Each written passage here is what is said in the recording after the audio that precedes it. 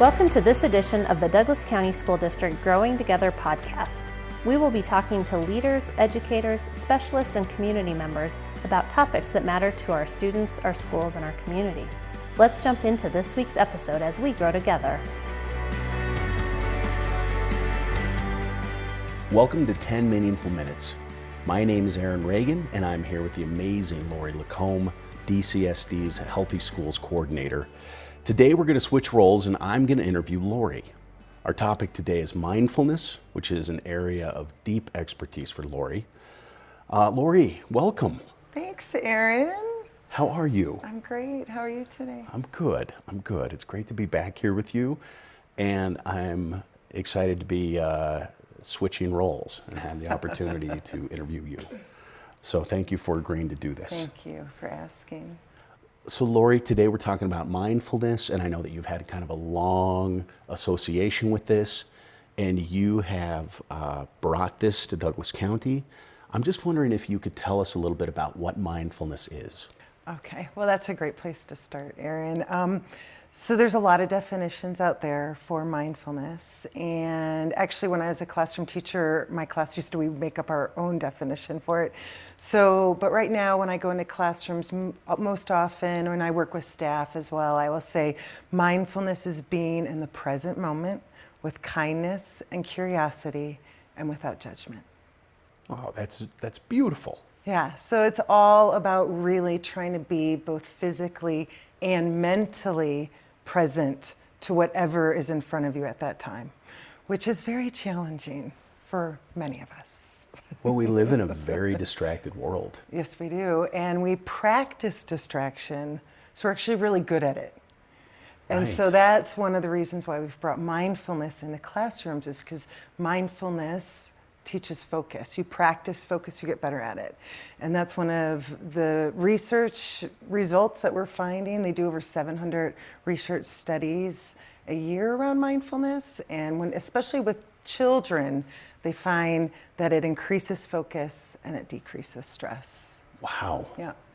So I was going to actually ask about the rationale for introducing this to schools, but you just kind of answered that question. What have you seen in your work in introducing this to schools? Do you have any stories that you might share? Well, I can tell you a little about how it got, like how I started getting into it is, so I was in the classroom for 18 years. I taught 4th, 5th, and 6th grade. And I was always very active with my students because I like to move, and I know, brain functioning, students have to move, right, to perform better in classrooms. So I had my students move a lot, and then I'm like, well, how do I calm them down after, And I started just going, okay, bring your hands to your heart and take 3 deep breaths in. And then the students started asking me, can we just do the breathing part? And I found the whole tone in the room would change whenever I started doing more focus activities, calming activities, breathing activities, and then we were able to launch into our topics. And then we've been bringing mindfulness into classrooms for about 4 or 5 years. We've been using the program Mind Up as a curriculum. It's a Castle Improved program, and it's actually through the Goldie Hawn Foundation. And she pulled together all these teachers and doctors and yoga teachers and therapists, and she created this amazing curriculum. And we've helped a lot of teachers implement this, and we've brought it to teachers through professional development and also through our Healthy Schools program. We build school health improvement plans every year with schools, and many of our schools have chosen mindfulness. And it's really, the rollout's been like, let's start with the teachers, let's educate them, let's get them comfortable with it, let's get them all started with, how about you start Mindful Monday and go from there. And then the next year we help keep supporting them through more professional development, and how about we start bringing it in on a regular basis. And by the 3rd, 4th year, most teachers that we've worked with are like, we've got this. There's been a great interest from our teachers in Douglas County because they really want what's best for students.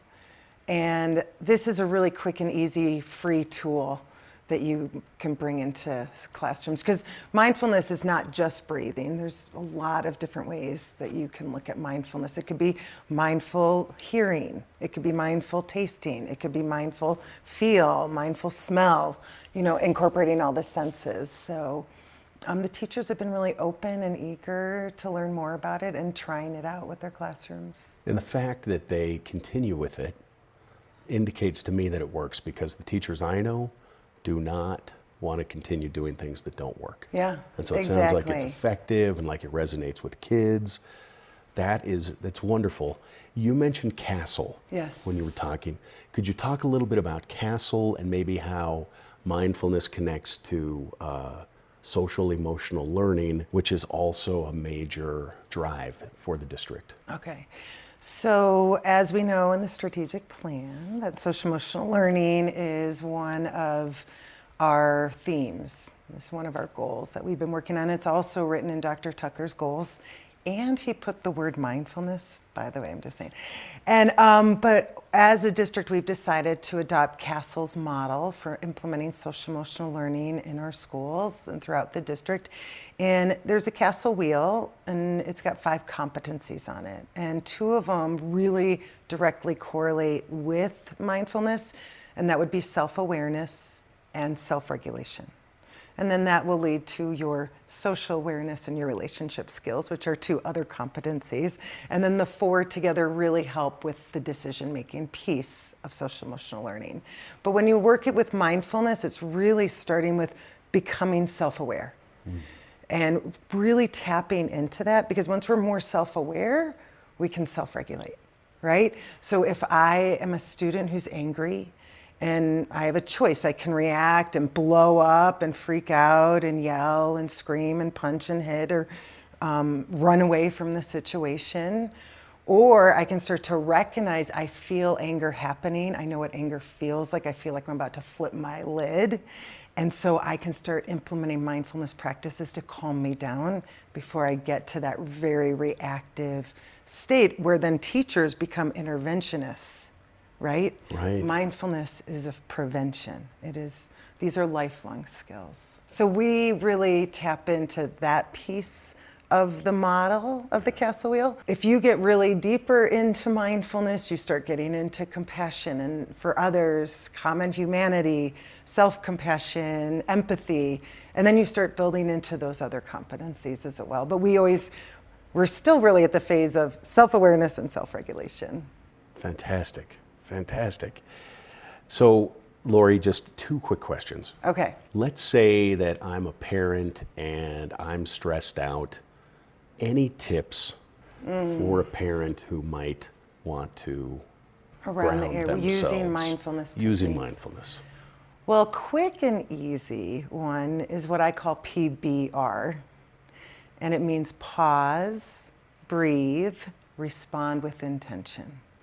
Oh, that's And great. so if you're a parent, for example, I worked over break, but my children were off.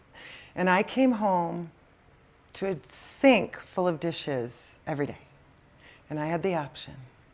Am I going to freak out here? Because honestly, I could feel it. I was like, oh God, not again. And I realized that is going to set everybody else off. So I looked at the sink of dishes and I'm like, I'm going to go for a run. I'm going to remove myself. I'm going to take a pause from this. I'm going to do my thing. I'm going to think about it. And then I'm going to come back and respond with intention. Because mindfulness is a lot about responding rather than reacting. Yeah. And so taking that pause. And we really have to pause, and breathing is your next go-to at any time, because it shrinks the amygdala in the brain. So the amygdala is our fight, flight, freeze mechanism. It regulates our emotions. It's in our limbic system. All information comes through this system. And if we start to feel really fired up, all the information is going to really dwell around, and it doesn't go to the prefrontal cortex where we can make a really sound decision. In scientific laboratories, they have found that breathing shrinks the amygdala. Just breathing. 3 breaths, and the exhale has to be a little longer. Okay. And so even if you're feeling, hot, or you're getting like a little, I'm getting really stressed or overwhelmed, or you see that email by that person, that's going to trigger me. Pause. 3, really not. If you need 20, take 20. Yeah. Do what you need to do. But I would say pause, breathe, respond with intention. That is fantastic. Lori, thank you. And one last question. What would you like our listeners to take away from this conversation? If I'm a parent listening to this, what is the one thing or two things that you would like me to leave aware of?